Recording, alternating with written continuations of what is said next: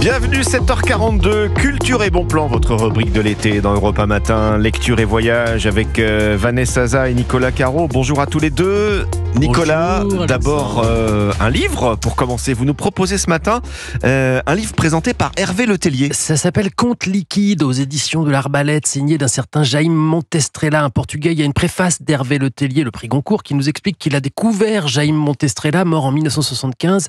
Il était chez un ami lisboète et il tombe sur Quantos Aquosos, un recueil de 1000 contes, quelques lignes seulement à chaque fois. Il lit un peu le portugais, alors il lit un premier texte et il est séduit tout de suite. Le voici en français. Sur l'île de Taïroa, le jour du vendredi saint, les cannibales convertis au christianisme ne mangent que des marins. 1000 contes de quelques lignes. Alors 1000 contes quand même, il a tout traduit. Alors pas lui directement, puisqu'il ne maîtrise pas suffisamment. Il s'est fait aider d'une traductrice, Maria Ferreira. Ils se sont limités à 366 contes pour pouvoir en lire un par jour, même les années bissextiles, précise Hervé Letellier dans la même préface. On parle de contes, mais donc ce sont de très courtes histoires. Jaime Montestrella en écrivait un par jour et les envoyait ensuite par la poste à des correspondants différents. Et en voici un autre, conte numéro 1. Tiens, sur l'archipel de Gayoc, Philippines, les insulaires savent compter jusqu'à 457, mais pas au-delà. Pour la suite, ils disent beaucoup. La chose peut étonner, d'autant que 456, c'est déjà pas mal.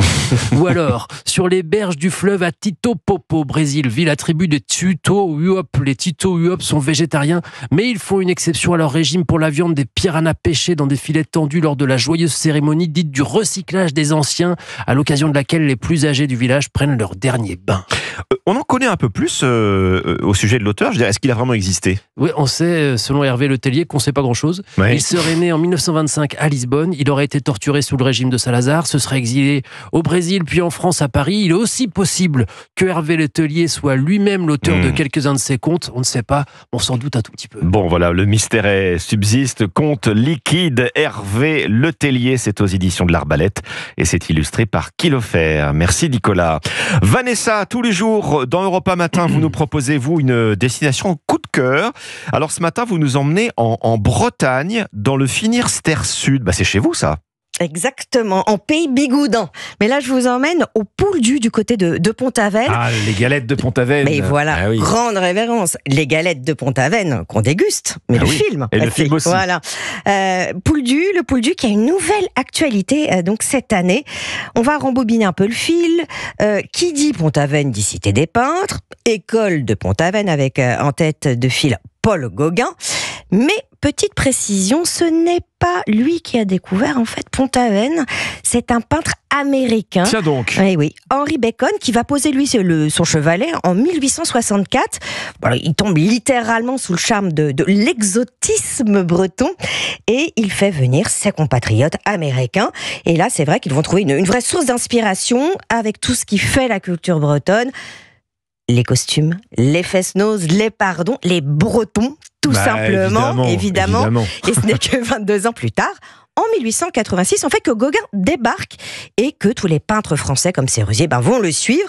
Alors, ils s'installent tous à Pont-Aven, à la pension Gloanec. Et puis, au fur et à mesure des années, Gauguin va poser ses valises un petit peu plus loin, plus près de l'eau, au Pouldu, à la buvette de la plage, chez Marie-Henri, au-dessus de la plage des Grandes Sables. Bon, et vous nous parliez, Vanessa, d'une nouveauté donc au Pouldu. Oui. Un nouveau centre d'interprétation vient d'ouvrir, Gauguin, l'atelier du Pouldu. Alors c'est passionnant, c'est immersif. Pourquoi ? Parce que on vit l'épopée du peintre. Donc pour commencer ce voyage artistique, en fait, on vous donne un ticket de train, donc à l'ancienne. Vous êtes donc à Paris et direction Quimperlé. Il faut quand même se rendre compte qu'on prenait quand même à peu près 14 heures pour débarquer donc à Quimperlé. Et après, on sautait dans une barque ou une voiture de louage. Fallait un bon bouquin. Et on est d'accord. Alors là, c'est pas un bouquin qu'on va vous mettre dans les mains, mais un casque sur les oreilles pour suivre cette visite. C'est parti. Cette salle pour découvrir le lien que les peintres entretenaient avec le Pouldu. Donc, il va y avoir des reproductions d'œuvres, des photos, des films d'époque, et donc des décors, des paysages entre mer et Ria, et puis évidemment tous ces Bretons de Clohars au travail, et donc tous en costume, donc les lavandières, les goémoniers. Donc ce qu'il y a en plus de passionnant après avoir compris comment ils ont saisi finalement ces Bretons in situ, vous allez comprendre comment Gauguin, avec Émile Bernard, vont créer ce mouvement post-impressionniste qu'on appelle le synthétisme. Bon, mais on peut aussi partir sur les traces des peintres en extérieur, dans la nature. Évidemment, et heureusement, alors il existe un chemin des peintres, il y a 2 itinéraires de promenade, 19 étapes de bornes pour découvrir un tableau in situ. Et c'est une manière aussi de découvrir certaines petites criques avec mon spot préféré, la plage rouge avec ses 3 rochers. Et ça, c'est évidemment la représentation in situ du tableau La Vague de Gauguin. Bon, pour finir, Vanessa, un petit hébergement à nous proposer ? Ou une maison d'hôtes, la maison Saint-Julien, dans une ancienne chapelle. Eh ben voilà, merci Vanessa Za, merci à vous, Nicolas Caro.